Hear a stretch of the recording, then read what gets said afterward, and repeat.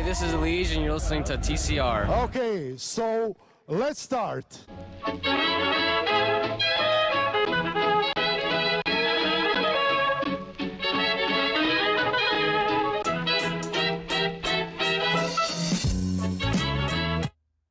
forgot to do it the old way.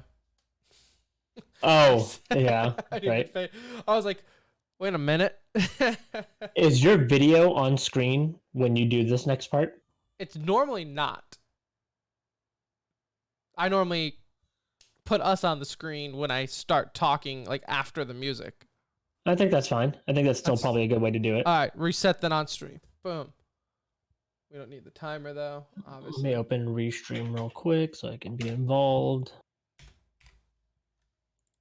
Redo, restart, re-rack.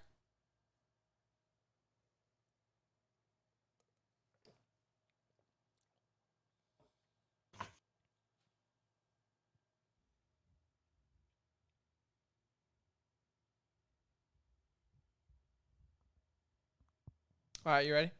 Yep. Welcome back, everyone, to another episode of The Center Ring, episode 225. Oh, let me restart because I didn't hit record. Hey, what's up, everyone, and welcome back to The Center Ring, a.k.a. your favorite esports podcast. This is episode 225, and this is going to be the best episode ever because we have some e-news to get to. Flashpoint, they add another team, or is it an old team? Or is it a little bit of both? Cliffhanger, we'll get to that here in a little bit. We have Yikes of the Week because it is Monday, and everyone's favorite segment, Clutch or Kick. But before we get to any of that, this episode of TCR is presented to you by Alt. Alt is our favorite clothing brand of choice, and it should be yours. They are partnered with the CDL Overwatch League. They make merch for E United, CLG, and collaborate with some other people, including us. Go figure. So you can go to altesports.com and pick yourself up a 101 Burglars hoodie. They are currently available. The t-shirt and onesies are sold out. So for now, you got to go and get that hoodie. I know you're probably asking yourself, but Tim, it's about to be April. We're getting into tank weather, right? We're not in hoodie season anymore. Well, I say to you, sir, the world is ending, and you never know when that next ice age might come up. So you might, in a couple of months, say, hey, I know it's June, but sure glad I got this Alt and TCR hoodie. You know what I'm saying, Anuj? Oh, a show, Tim. The hoodie looks clean, man. It's a good-looking hoodie. You can wear it anytime. I mean, I'm so ready to rock our clothes for the first time ever. I'm just pumped. So hopefully you guys enjoy it. And again, we still are looking forward to seeing all the pictures. You guys will be getting your merch, I guess, right on April 6th. They'll start shipping, right, Tim? Yeah, soon. So go make sure, again, it's the hoodie that's available still. altesports.com, and you click on collaborations, and you go to TCR, and you know what to do from there. All right, so let's get going. Hey, this is Lige, and you're listening to TCR. Okay, so let's start.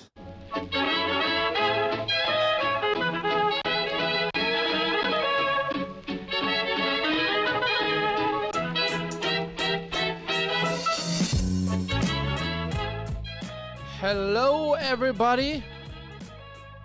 Welcome back to the Center Ring.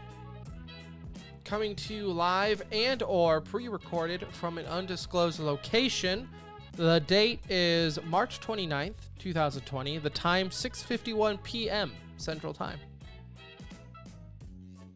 Make sure you follow us on Twitter at The Center Ring and our website, tcr.gg. It's got all the Discords and everything you need there. Hello, my name is Tim, and alongside me, as always, is my best friend, my brown friend. It's Anuj. What's up? What's going on, dude? It's kind of hard to keep track of what the day is, what day it is. I'm more impressed that you knew that. Yeah, well, when you're home now, right? Like, we don't leave the house. There's very little reason for me to ever look at a calendar. Like, to truly just know work-related stuff. All I care about is what day is Monday and what day is Friday. In between, I really don't need to know. Just let me know, when do I have to put my time in, and when do I actually have to care about waking up. And we'll see how long it goes. They're saying what? Last I heard, I know Fort Worth, which is the general area where we both live, schools have already been canceled for the year as far as going back. So it's all online now for the rest of the year. I don't know. Could you imagine? So we're well past our age in school, but I know a lot of our listeners are still, whether that be college or high school. Could you imagine being a kid? Like, it would have ruined me. What's going on, right? Like, it would have ruined me. I would have been in such terrible shape knowing that I get to do my homework online, where at the time I was addicted to WoW like it was crack cocaine. So it would have completely ruined me had this happened back then. WoW and Halo and the original Call of Duty, that was my games of choice back then. And yeah, it would have, I don't know, like I was telling my wife, I was like, because when you're a kid, you don't know. Like, obviously now that we're older, we know that this is a very big and somewhat scary situation that we're in. I mean, when you think of not only just because of the sickness, but like then the economy, and you're like, oh man, what is this going to do to, like, how is this going to change our lives going down the road? That's what adults think about, right? But man, when you're a kid, none of that matters. All you know is you are on like a forever summer break right now. Started early for sure. Like, that would have been... This would have been like, I mean, I know I would have been excited for it. 16, 17-year-old me, 15-year-old me would have been thrilled to think, oh man, I'm going online for school for the rest of the year with like 3 months left. Yeah. Now I hated how I was this test is not open book. Okay. I was also a weirdo in school where I hated online courses. I sucked online. We didn't have online courses as an option. Oh, you're talking about for college? College. Yeah, no, I didn't do any of that. I hated them. I did a few, and I definitely was not a fan. I know Rich in Twitch chat just said the university he went to, DePaul, just canceled graduation.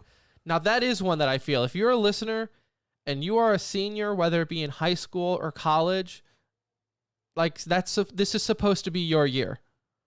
My wife's graduation's canceled for a master's program. It's done. They've already canceled it. That's kind of nice for you. You're like, oh. I mean, like, yeah, we had a beach house rented in Galveston, so it still would have been like cool because it's not her school's not local over here. So we would at least been on the beach for a few days, and it would have been nice to get out there. And that's like 3 years of hard work too. So it's like on top of that. That's what I'm saying. For her, that definitely sucks. Or like for seniors in high school, this is like crunch time on actually to get your act together. Like, I know me, first off, I skipped most of my senior year anyway, so I don't know if that'd make a difference. But for people who actually had a chance at going to a good college, this has got to be super a bummer.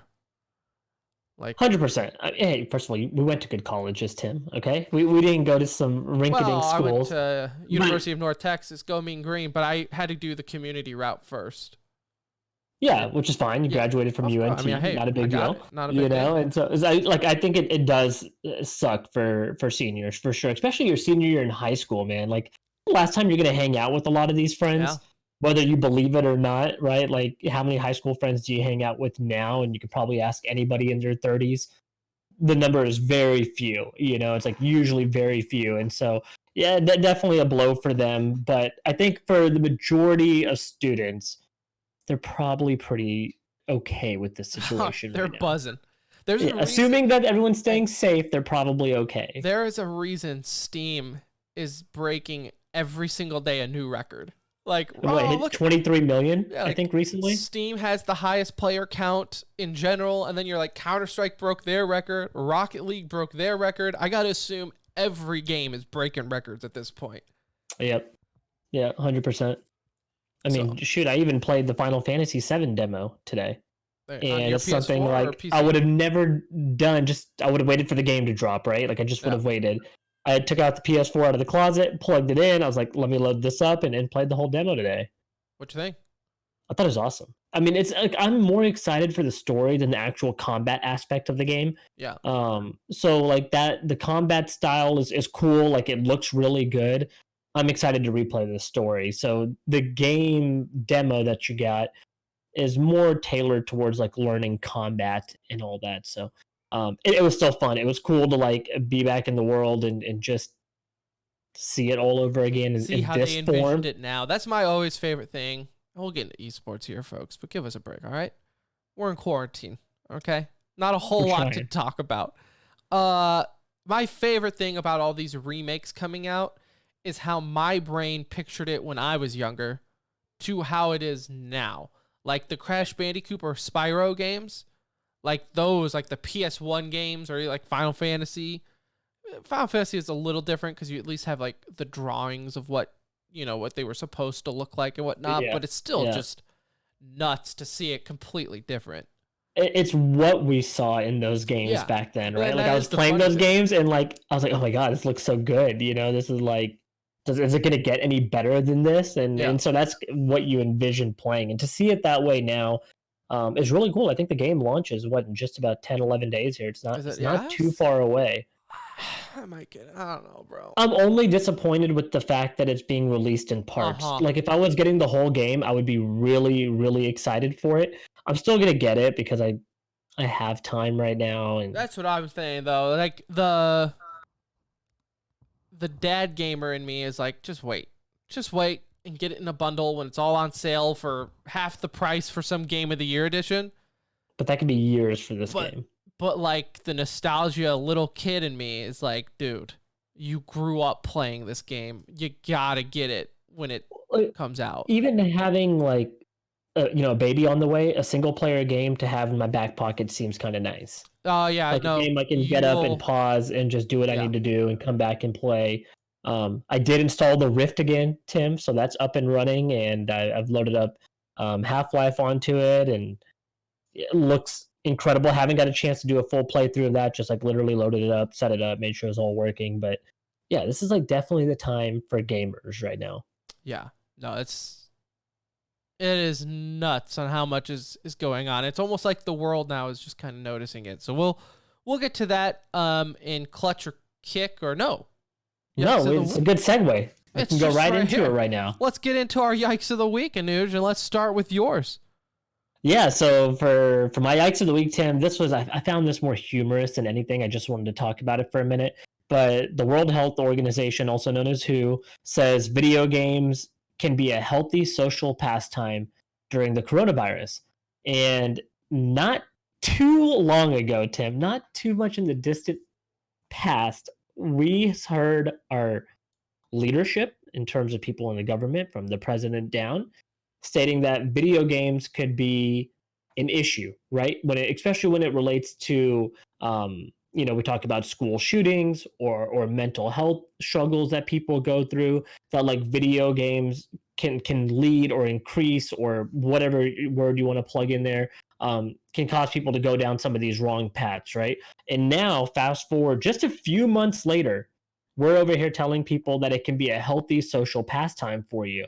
And for me, it's like, well, which is it? Like, which one are we going to go with, guys? Like, you can't have it both ways here, that it causes you to, lose your ability to make proper judgment calls. But now all of a sudden it's healthy. And look, I appreciate that, the World Health Organization saying this. Let's be clear. I'm on the side of, I think it is a very healthy social pastime. It's allowed me to spend time with my friends outside of the coronavirus, right? Like, I don't get to see you guys right now, but we're still spending time together. And so just for me, it's just more the yikes of how we want to, depending on the situation, how we present the evidence, right? The narrative when it comes to gaming is just gives you so much tired head.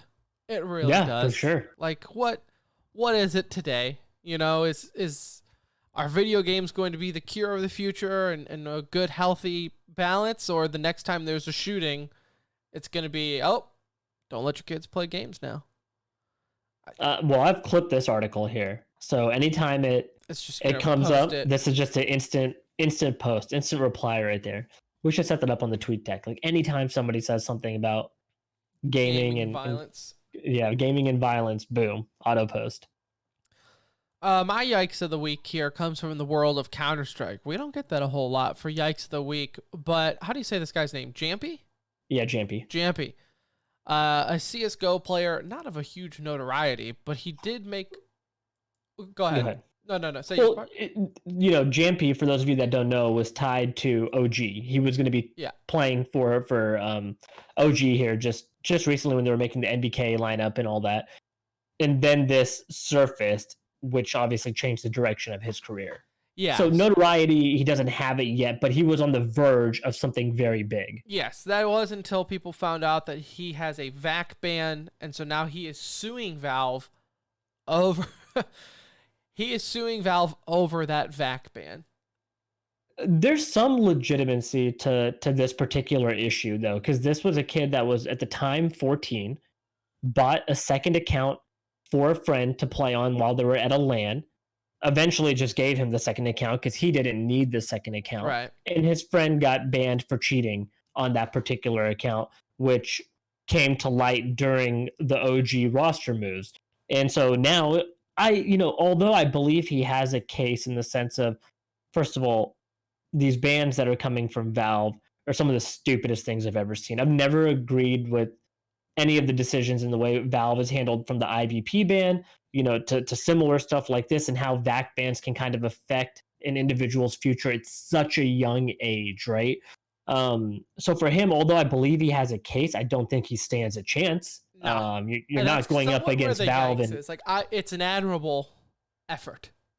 This is to get some attention. When you want to be, that's exactly right. Is now he's hoping to get the court of public appeal on his side, and then Valve is like, hey, we don't want to look like the big jerks who is stopping this kid from doing his dream when he got a VAC ban on an account that wasn't his at the time, but in his name when he was 14.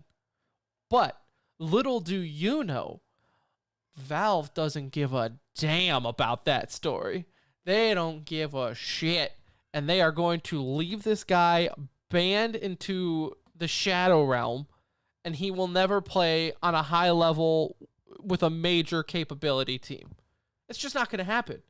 No, he'll be a Valorant pro by the end of the week. It's not. Yeah, it's true. He should just start practicing Valorant at this point, because let me tell you what, if the iBuyPower crew, 2 weeks in a row now, 2 episodes in a row, we bring up iBuyPower.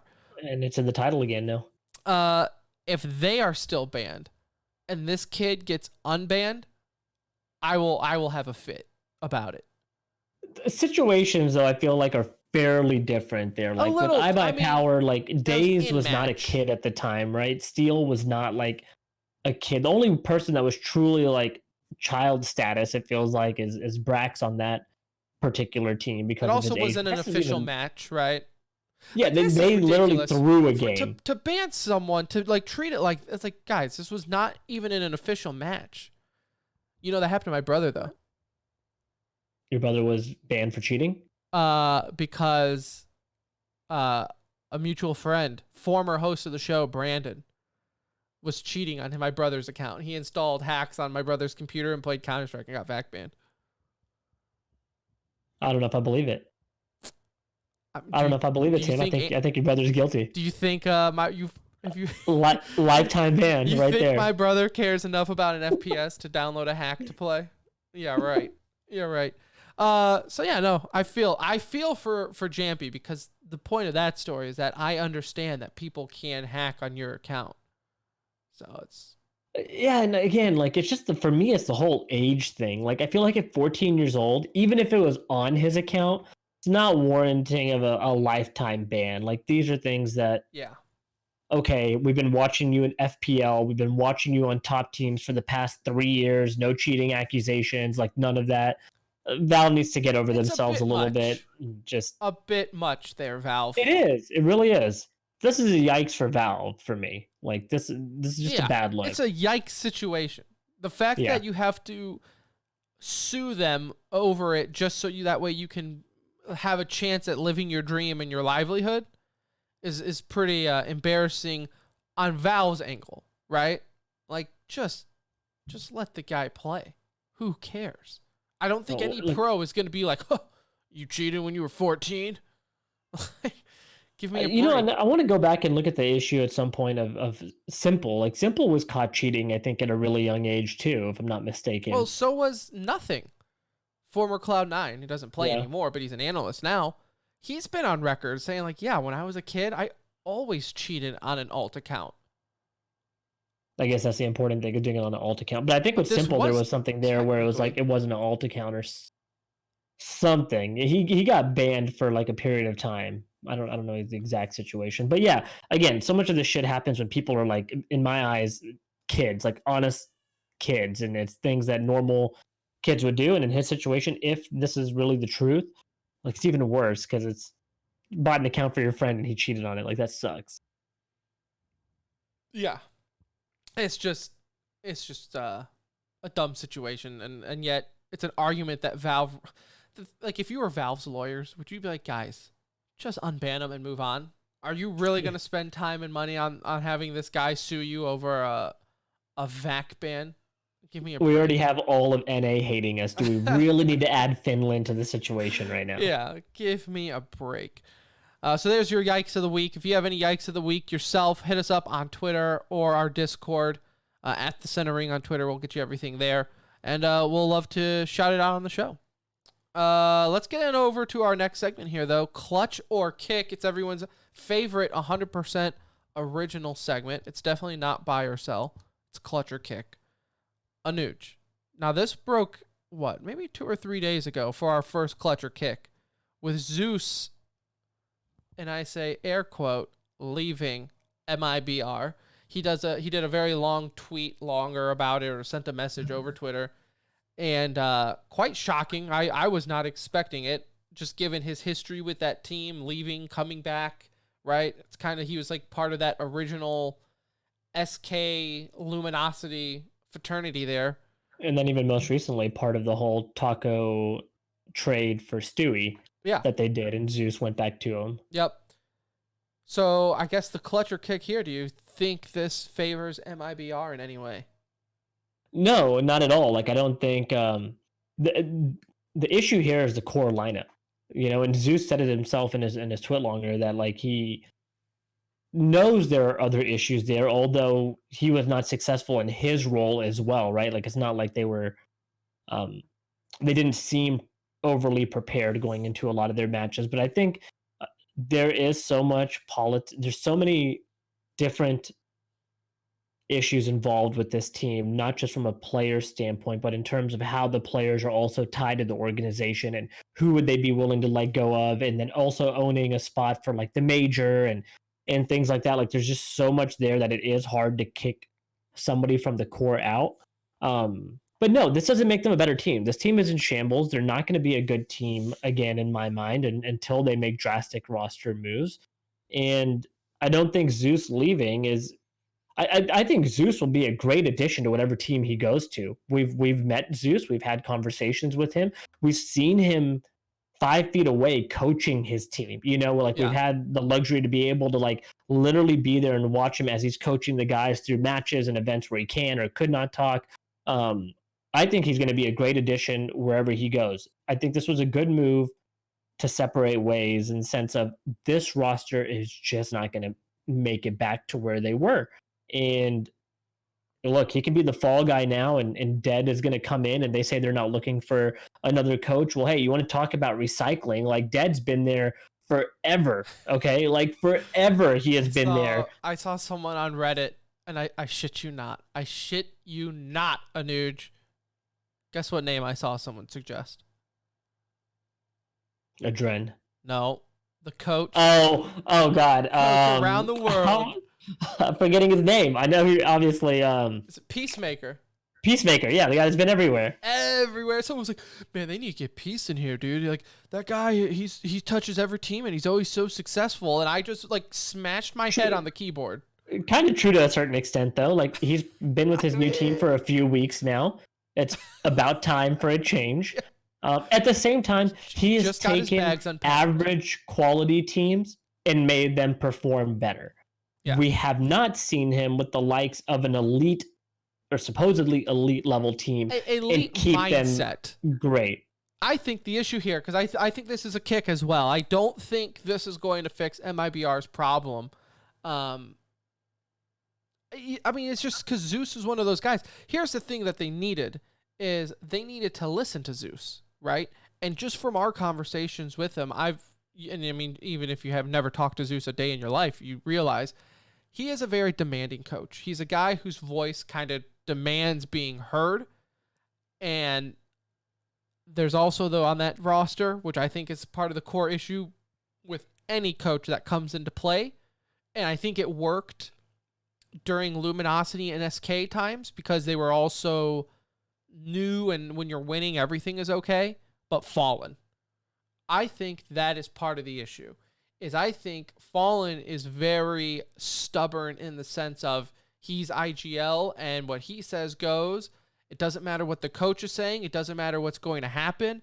We're going to listen to me and, And Fallen stepped out of the IGL role like a handful of times, but I do think his presence is very commanding. He of stepped like out of the official IGL role. Yeah. Do we think he's still like leading this team? Yeah, I do believe so as well. Of the team.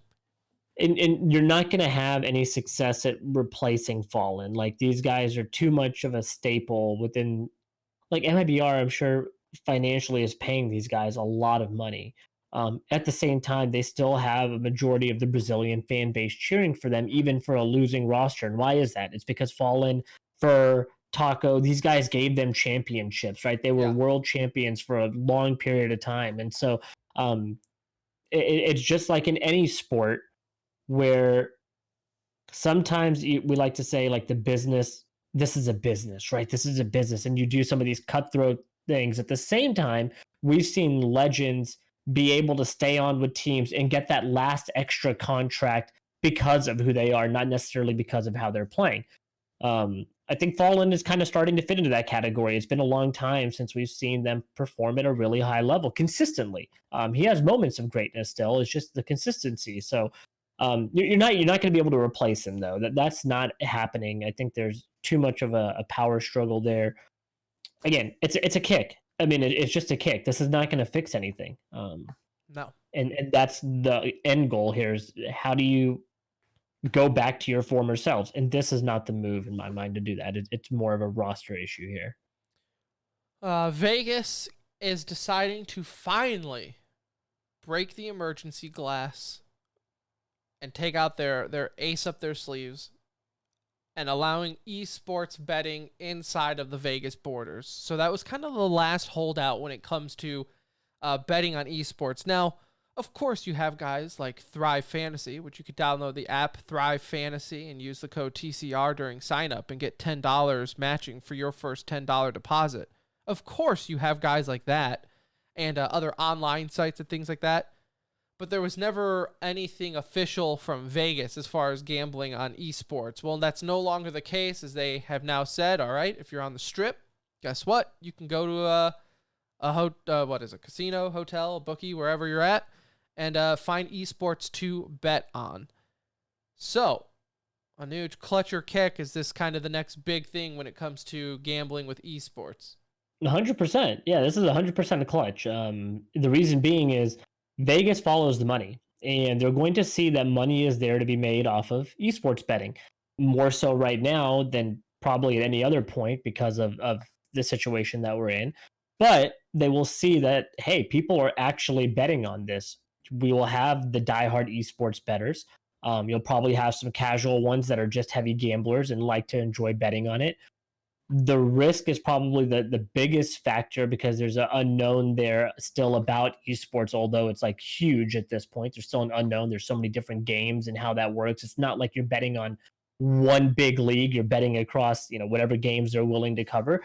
But winning, taking money from somebody is the end goal for Vegas. And this is another way to do that. And once they've figured out the lines, Tim, and they know how these games function, and they bring in experts to do it, it's just another way to take our money. So of course it's there to stay. Yeah, and I think it's a clutch as well. Now, it's not going to change a whole lot in the sense of, like, for guys like me, right, where I like gambling on sports, the website that I used to gamble on, they already have esports on there, right? And especially because, like, we live in the great state of Texas where gambling is illegal.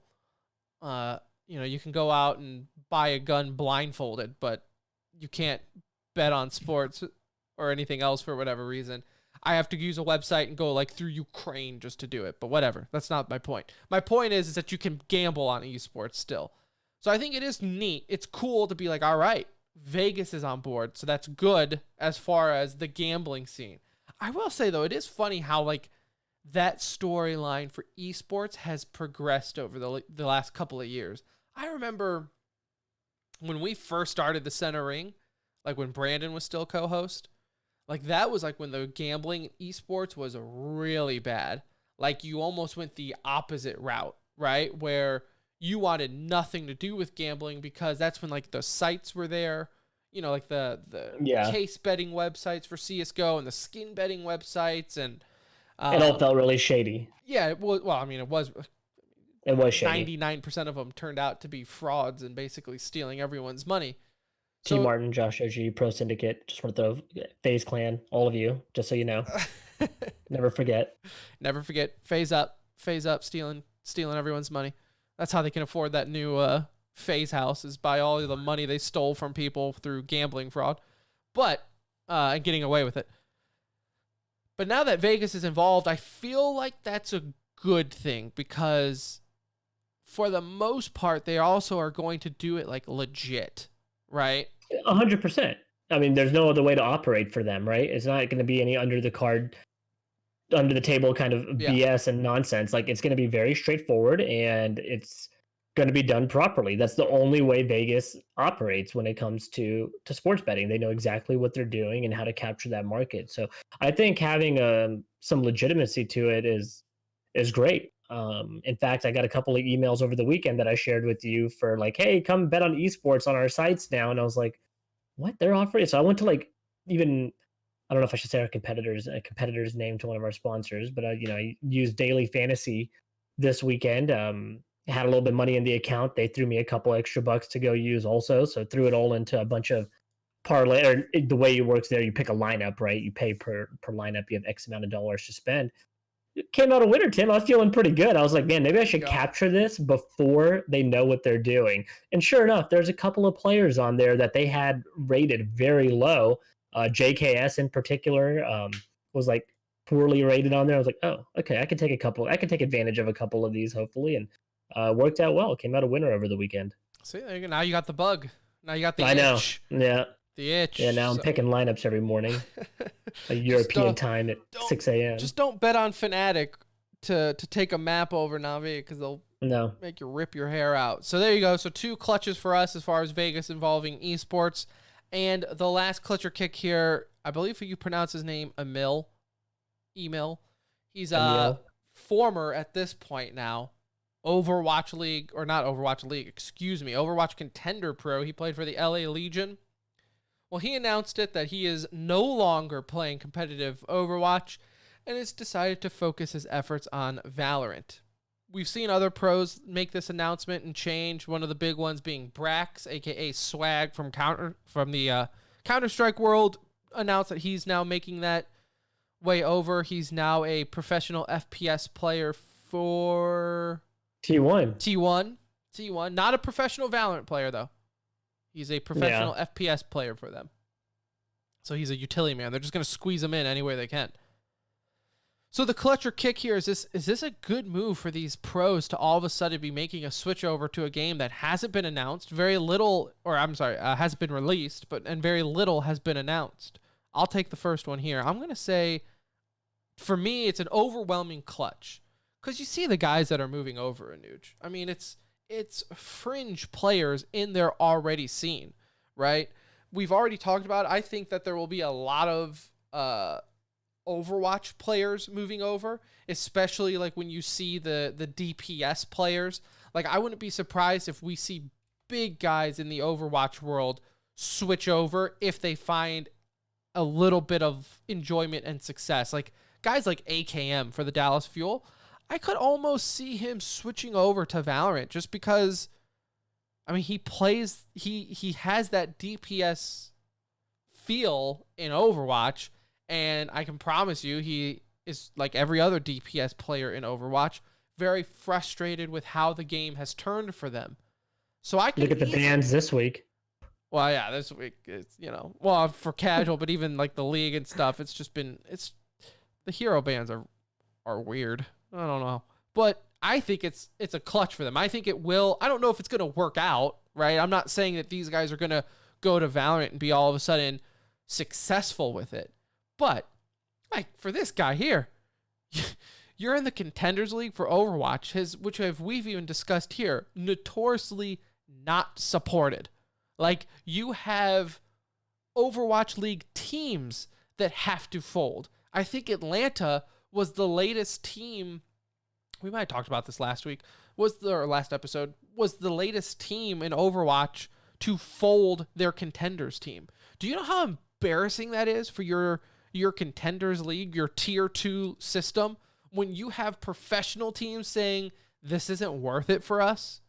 Yeah, like it's not worth it for us when we've invested $20+ million to have our own franchise in this league, and it's not worth it to try and look at it in terms of as a building opportunity, right? To like migrate these players into the league. They don't see the value there. In that. So yeah, if you can't find value in a farm system for your professional team, no way in hell is a normal team, or should a normal team find value in it when you know they're not going anywhere with it, right? Your only chance at your only thing that you can get out of being good in Contenders is your players getting farmed. That's it. Right? Maybe you sell them off for money or whatever, but I guess you can have a good time. That's another thing for the Contenders League. So the fact that you have, I think you're going to see a lot of players from that level at least dip their toes in that Valorant water to see what's going on. I look at this two ways. So for me, there's one part of it that's a kick, and it is the mentioning that you're trying to become a Valorant pro. Like that's a little, to me, like a stretch for a game that you probably haven't even touched, right? To say like, hey, maybe this is your goal, and that's fine if that's how you want to present it. But like, hey, I'm going to focus on this game right now. Well, you can't do that, right? So that part of it, I read it and I'm like, okay, like so is the rest of the world. Like everybody wants to go pro in this, right? Like you and me are going to play this game, and if I turn out to be amazing, Tim, I'm sorry, but like if I get a chance to go sign with T1 and play alongside Brax, I might take them up on that opportunity. But what I see as a clutch here is I 100% agree with you. For people coming from Contenders League, people coming from Apex's pro scene, people coming from, there's so many FPS titles out there that don't have great pro scenes other than Counter-Strike, right? I'm not saying like Call of Duty pros are going to go over. Obviously, that's console. That's a little different. But for Counter-Strike tier 2 and below, for Apex Legend pros, for people in Overwatch League or Contenders League, okay? So I'm not going to subtract Overwatch League from this. I agree with you. I think we're going to see big names from Overwatch League switch over to Valorant if they are good at the game and see legitimate offers. They'll quietly play it and make a decision. 100%. They're going to find out how good they are. If you're Corey or something from the Justice, you're going to see how good you are. And hell, if it turns out to be something really special and you see that there, like, you might be willing to make the move. So for me, I think it's smart for them to be focusing on it already, especially from Contenders League. I don't see what the harm is. I just think it's a little like cringe when I see that it's like, hey, I'm going to be a... hey, guys, I just want to let you know I'm going to be a pro. Be a pro in this game. Like you and the rest of the world, dude. There's gonna be 20 million people trying to be pro in this. Like, go play the game. Just putting it out there in hopes of being invited to one of those early teams, like we saw in Overwatch. It drives me. Well, it happened with Brax. But the fact that we get pros and like a pro match, like this bitch is gonna be in closed beta. I know it. It is going to be in like closed alpha beta. And then you will have a pro tournament. I just know it. 100%. And you will, and I'm going to say it now, you won't be able to hold me back. I'm going to be in the salt mine, and I'm going to complain about how stupid that is. But like, it would be nice if there was like a real way to determine who are the best in this game, right? Not who are the big names coming from other games that should get a chance. What's funny is like the only game we have to compare as of right now of how Valorant is going to hit the scene is Overwatch. Now, the game's also similar, but because Overwatch was a new kid on the block where you had guys stepping over from old Quake pros, old Unreal Tournament pros, TF2 pros, right? Like that's what made a majority of the Overwatch player base early on. And so you did have a lot of pros early that aren't playing in the Overwatch League now. And a lot of people are like, well, how could he not be in there? He's been there from the start. You know, that's insane. Well, it's just because they were there at the start. It's not necessarily saying that they're the best. They were just there. They're the big names that are going to get contracts early on to be able to play. And you'll see that happen here. You're right. Like, it's going to happen here. They're going to have players signed. The nice thing is, or the beauty is of an FPS, is we're going to know real quick who the best players are, especially if they have a proper ranking system, the way they've talked about it, with it being very similar from what it sounds like to League of Legends, right? Like, you're going to know who the best players in the world are, and you will stand out. There's no way to hide. I think in Overwatch, it's a little bit easier to sometimes get lost in the shuffle if you are not, you're not looking at gold medals, right, at the end of a game in Overwatch League to see who is the best. Like, you have to kind of know the game pretty well. Right. A little easier to get lost in there.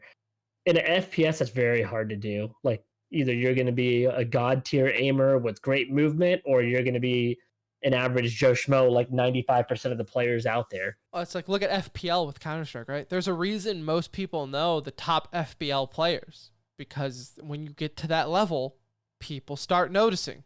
Yep. Okay? Go ask people who are the top contender players in Overwatch. Your casual fan won't have a clue. And in FPL, we see the top players from FPL like getting signed to teams, right? You just saw like Scream's brother, just get signed. Obviously, you saw Rops and Stewie and these guys that are playing in Zaiwu? these Wasn't circuits. he FPL? Yeah, Zaiwu, and Zaiwu was playing for tier 2 too. But yeah, like, Zaiwu was also really good in FPL. So you get to see these people kind of like take that step. It's going to be a little bit of a joke, I think, to start off with for the first year, and that's probably okay. But we will make fun of it when it happens. Absolutely.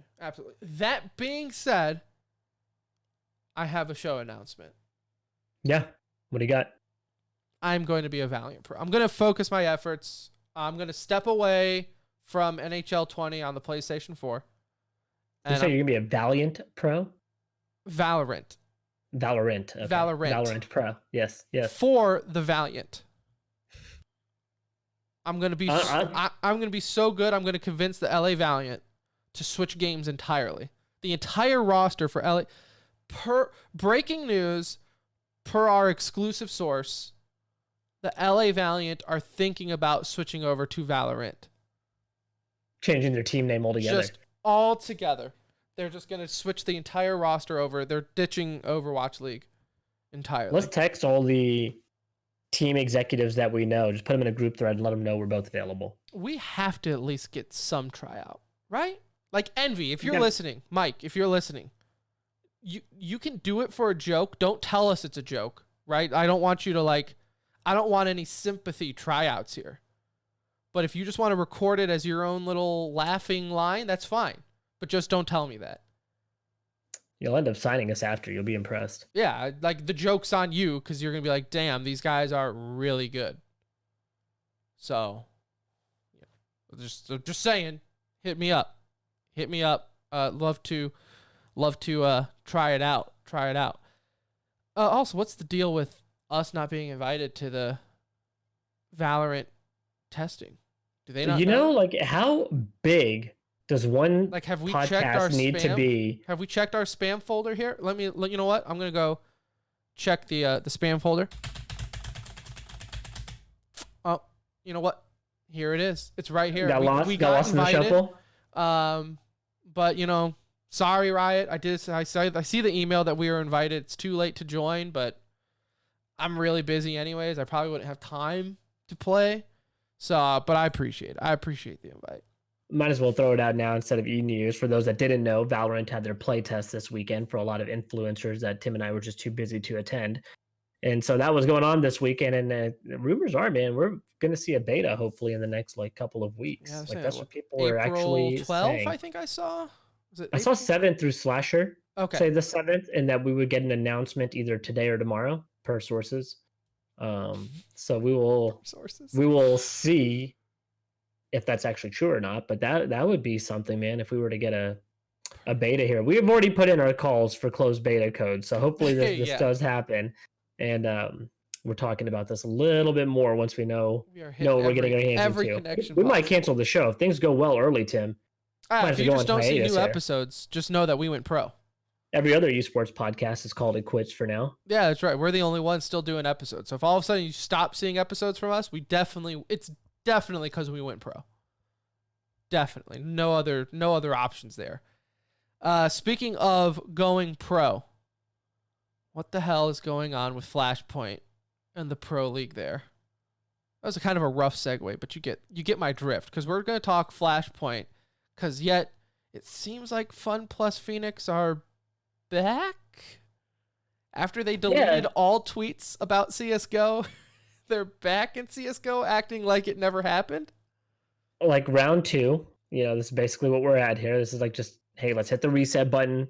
Let's try this again, but let's do it worse. Like, let's pick up a really mediocre team instead of the potential of having, heroic and what was remaining of that roster. Let's see how low we can go here. And that's exactly what Fun Plus Phoenix did. They announced that they are picking up Bad News Bears, and shocker, if you don't know who that is a MDL team with some limited success recently. They qualified for the MDL Global Challenge. They're in the minor qualifier, if I'm not mistaken, for Rio.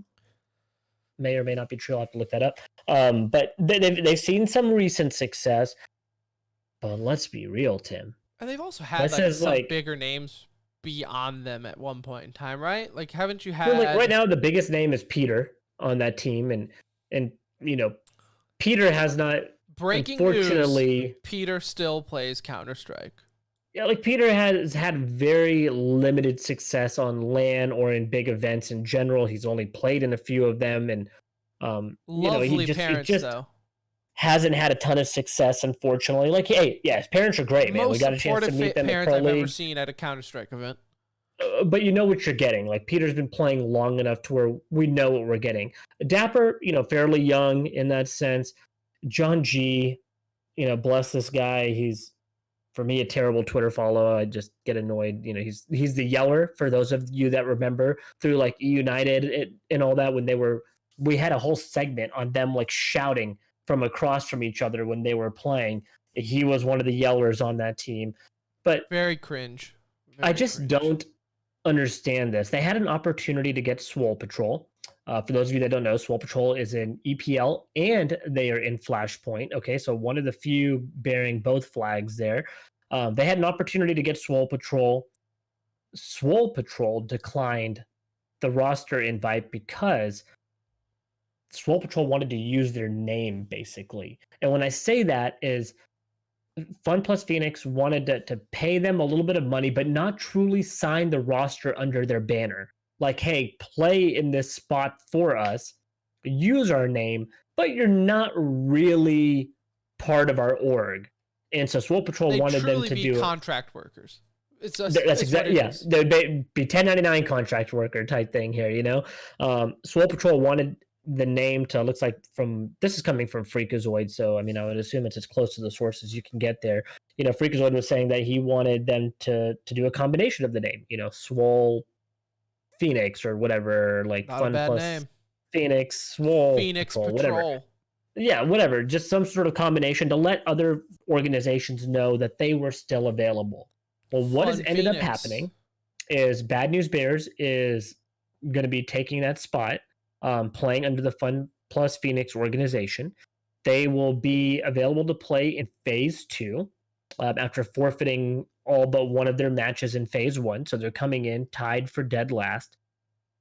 I would be shocked if they won more than a handful of games. There's a couple of teams in there that, obviously, this is the one league where if you're a lower tier team, you have a chance at winning, because 50% of the teams in here are not ranked in the top 30 even of HLTV, if not more. And so I just see this as like a disastrous move. It's making, in my mind, Flashpoint look really chucky, dude. Like, they look, this just looks bad. It's like a joke more at this chucky. point. Flashpoint's already looked pretty chucky. They've already looked pretty scrambling, putting things together. Can they not make it like a week without some sort of bad press, whether that's from internal coming from tweets, either be through Thorin or you have Cloud9, I think is Dan Fidian is very active on Twitter also. And not to say that he says like dumb things, it's just they make it a point to push for Flashpoint, so like they're just so loud about it that I think that can be a bad look. Look, they have a handful of really big teams in there, Envy included, Cloud9, MIBR. It's just stuff like this looks so trashy to me, and I just don't understand why Swole Patrol and them couldn't have worked something out. Swole just beat Liquid like a couple days ago here in EPL. The it was a much more exciting roster. Overall. This is just a bad look, Tim. I mean, just overall, just a bad look for me. It just seems like every week there's some type of compromise that Flashpoint is doing. And again, I am not blaming them at all because this is all out of their control. And if their option is either having a roster that is complete rotating door and a mess or none at all, you're going to take the mess of a roster, right? Because you're obviously going to want the team there so you can have more matches and actually have a league. So I don't blame them for that. It just seems like so more often than not, they're the ones compromising to make things work, right? Like originally they came in puffing their chest saying, hey, we have 10 franchise spots that you have to pay, what was it, 2 million for?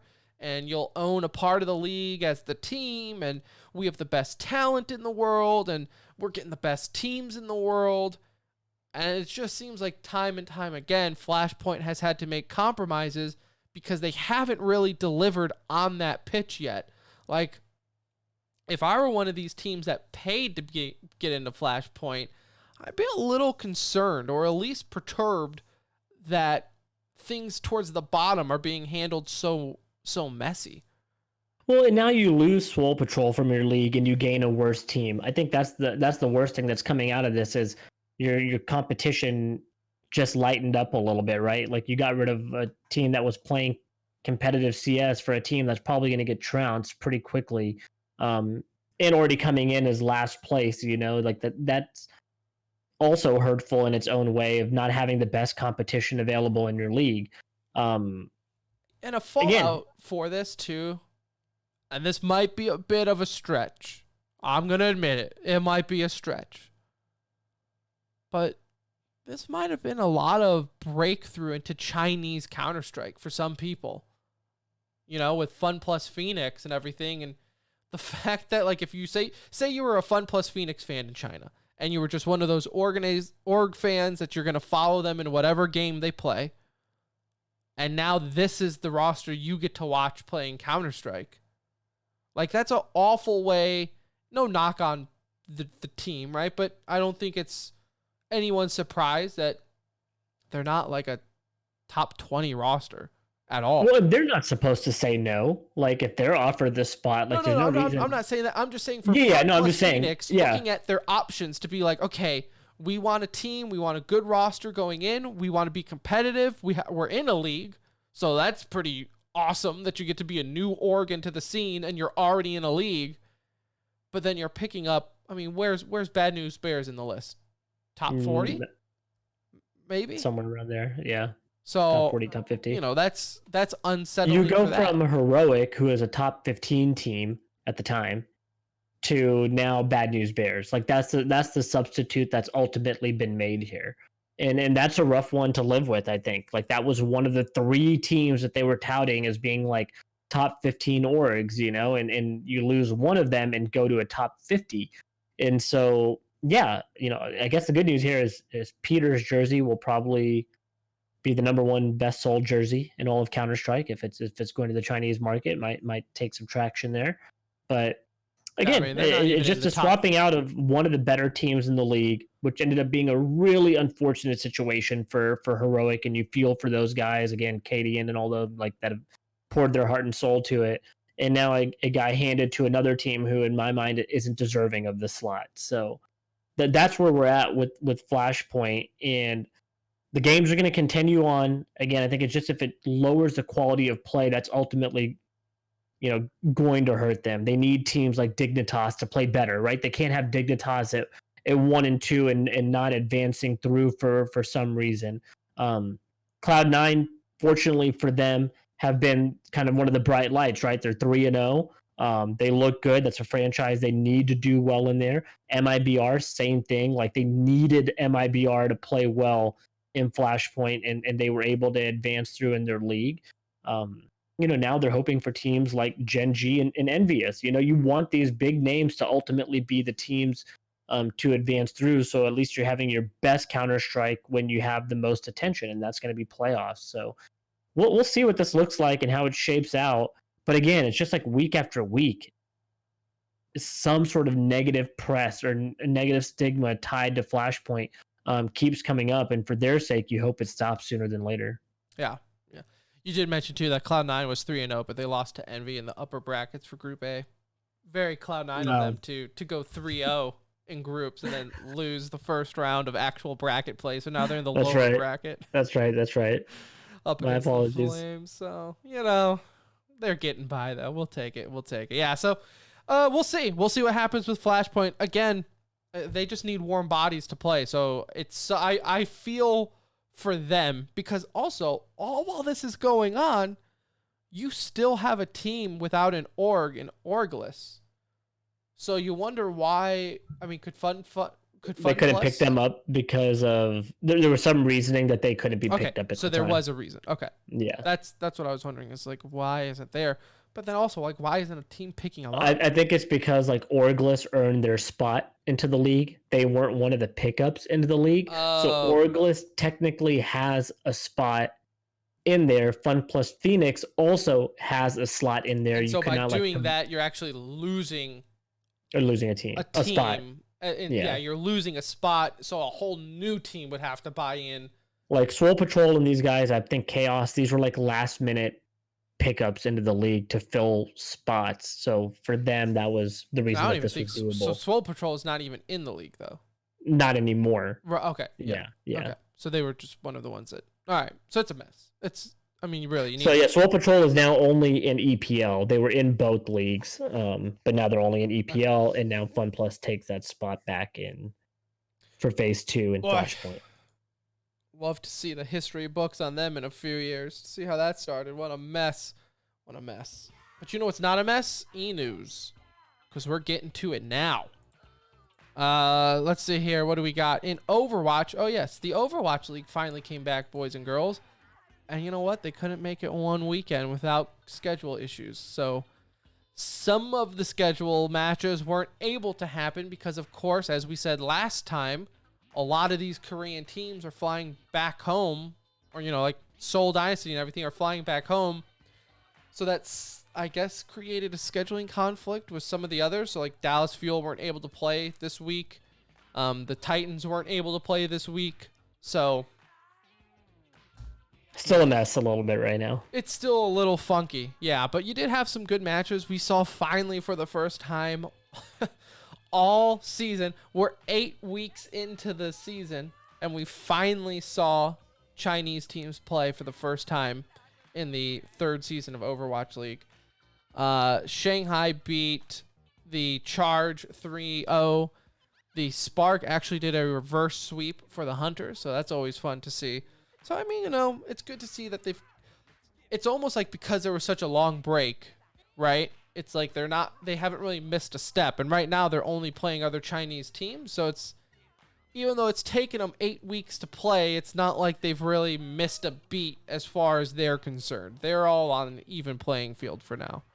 But still a little funky. At least it's back. Yeah, at least it's back. Yes, exactly. At least it's back. It's all from home. The casters came from home. So despite popular belief, ESL and Flashpoint, you can run a league completely based online. So there's that. And Tim, in League of Legends news, Chinese League of Legends pro, probably going to pronounce this wrong, Wian, most likely, plays for Rogue Warriors.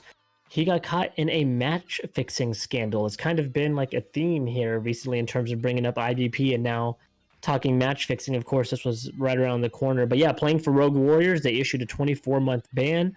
Again, not a lifetime ban, 24-month ban. Important to note there, for his role in that situation. But it's handled so differently than what we see from Valve. And like that doesn't. I was about to like that doesn't seem too bad. Like 2 years now, in esports terms, it's pretty much your career's over because I highly doubt he'll get picked up. No one's picking up a match fixer anyway, Yeah, but 24 months doesn't seem that crazy. They come out with an official statement and do it properly. The investigation was done. You have the evidence, and so done right and obviously deserving, and there's a duration to it. Interesting. And then you were part of your very own Warzone tournament over the weekend, if anyone caught that stream. How'd that go? Yeah. So there was like an organization out there that was based out of Tampa, and they were doing a Tampa General Hospital relief fund to basically get them some supplies. And it was a Warzone tournament. Tim, I started off so good. Okay, we had some warm-up rounds before the game started, and the way it works is it was just most kills, 2 teams going head-to-head, whoever had the most kills in their own matches, right? There's no like custom lobbies in the game. So you just go in and play and record your kills. First warm-up game, 14 kills. Second one, 12 kills. Third one, 9 kills. Feeling so good. First game of the tournament, 1 kill. As a team, combined 3 total. We all got 1. It was in the gulag. Second game, combined 4 kills. And it was done. I mean, they had to change it to single elimination because they were having also timing and sure enough delay issues that they were running into on their end. So it went from double elimination to single. The team that we faced had 21 kills in the first game combined, and we had 3. So we kind of knew at that point, like the second game, we just dropped hot and we're hoping to get super lucky. Did not happen, but a lot of fun. They raised the money that they were looking to raise. Glad we were able to help and be a part of it, but that was cool. That's awesome.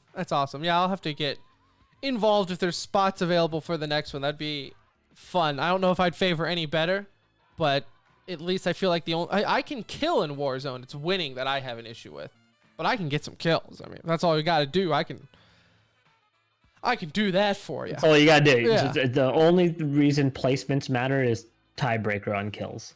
Yeah. So average placement over the 2 games then comes into play. Yeah. In other news, you have how do you say it? Synox? Rocket League's people. Yeah, Rocket League's guys. Announced a 300,000 Rocket League Spring Series, 125K for EU and then NA. That's kind of exciting. I wonder though how that's going to shape out. So it's going to be double elimination brackets played over 2 days. Loser bracket finals and grand finals will both be best of 7. Everything else is best of 5. So that's April and May. That's obviously going to be online, I would assume. Yeah, it's an online event. I think it's a cool time to announce something like that when you're focused at being online, right? Like this would have been weird if they were like, "Hey, we're gonna try and do a live event at this time." Squeeze one in here. Yeah, we're gonna try and get one in. No, I think this is a great time to announce it. Like just as just a good way to keep it fresh, and I think it's good for the players too, because I think with a lot of these scenes, something that's been overlooked is just the morale, right? Player morale has to be. I mean, the morale in general across the country or the world is pretty low right now, if I had to say, right? Again, if you're a student, no, okay, don't listen to me. But if you're like an adult with adult problems in life, it can definitely be low when you're bringing up the discussion of all the news floating around. So I think as a player, when it's like you're hearing, man, our finals in Frisco were canceled, and the spring split was canceled, and we gotta move online for these tournaments, that kind of kills the mojo of it. Like for the players, that kind of sucks the fun out of it, right? Yeah. So I think when you still have the devs trying to throw on good events and good tournaments with it all being online while still throwing fat money at the players, I think that speaks a lot for that scene and that, that just the players. I think it's them. It's one way to support the players in that sense. So I like it. For sure. Yeah. It's a great move. I like it. And of course, we got to bring it up because eNASCAR with the iRacing Professional Series happened today. It was actually a Nuge, their Texas Motor Speedway event, because this week was supposed to be the races at TMS. It's supposed to be CDL Dallas as well. Yeah. Oh man, well, that bums me out. Yeah, You're right. I'm glad I could do that. It was supposed to be CDL Dallas. We actually had a lot of. Listen, we had Apex coming up. We had this. We had League of Legends. We actually had a handful of interviews and things lined up, but all at these live events. Yeah. So that kind of threw everything off for us as well. So I don't want to make this Corona about us. Health workers #1, but it definitely did affect us. So thoughts and prayers our way would definitely be appreciated, because we could not go to CDL Dallas. But NASCAR, of course, we said is showing the entire iRacing series for the rest of the season. So you had the Texas Motor Speedway race today. Timmy Hill ended up winning that. So again, NASCAR. Did you watch some of it? Oh, I mean, of course. Yeah, I watched all of it. Yeah, I know. I think I just wanted you to say it. Yeah, I watched all of it. First off, I will say, NASCAR might not be your thing. It's still exciting, right? I mean, for me, it's even better because it's got that sprinkle of video games and esports. So for me, it's kind of like I'm like my wife is sitting next to me, ignoring everything. I'm like, babe, look at their setup. This is all video game. Can you believe it? And she's like, yeah, babe. You showed me last week, and you said the same thing last week. Yeah, I get it. But no, they still did it. Do you still wait for the big crashes like you do in a live event? Well, Nuge, as a NASCAR fan for all of this year, I really don't watch for the crashes. I watch for the sportsmanship and the results. That's good. That's good. Yeah. No, it's cool. This week was a little better. You could tell a lot of the drivers were getting a little bit more a feel for it and figuring out how to go. Timmy Hill was actually, though, he does a lot of iRacing in general. Like 2 years ago, they were saying he was the #1 iRacer. So... And it's really, what's best about this, folks, all right? You want a real Cinderella story? You want a real, what's that boxing movie? $1 Million Baby?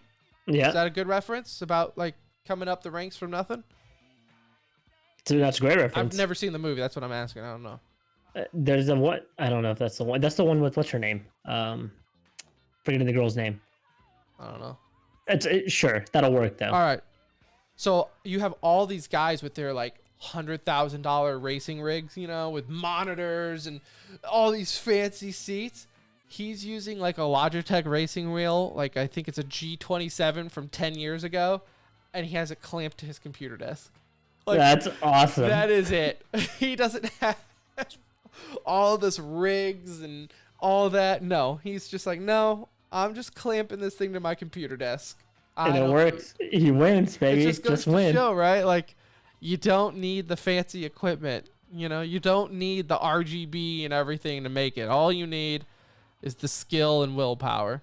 So there you go. So it was very cool. Again, just to see. I'd love to see the numbers on this one being the second week, but Twitter, it was still #1 on Twitter. So I'd have to imagine it's pretty good. But you know what was pretty good? This episode of Nuge. It flew by, really, if you can believe it. It's weird. Starting on time is like throwing me off more than anything. Yeah. Sundays are pretty nice getting that early show in. The fact that it's only like 8 o'clock gives me a Sunday night to do absolutely nothing with. But hey, I hope you, the listener, enjoyed it. It's episode 225 of The Center Ring. It's done. Thank you so much for listening. Follow us on Twitter at The Center Ring if you don't already. If you do, get someone else to follow us. That's your homework. All right? Spread the love. If you listen on iTunes or anything else that lets you leave a review, please do so. We love reading them. 5 stars are appreciated.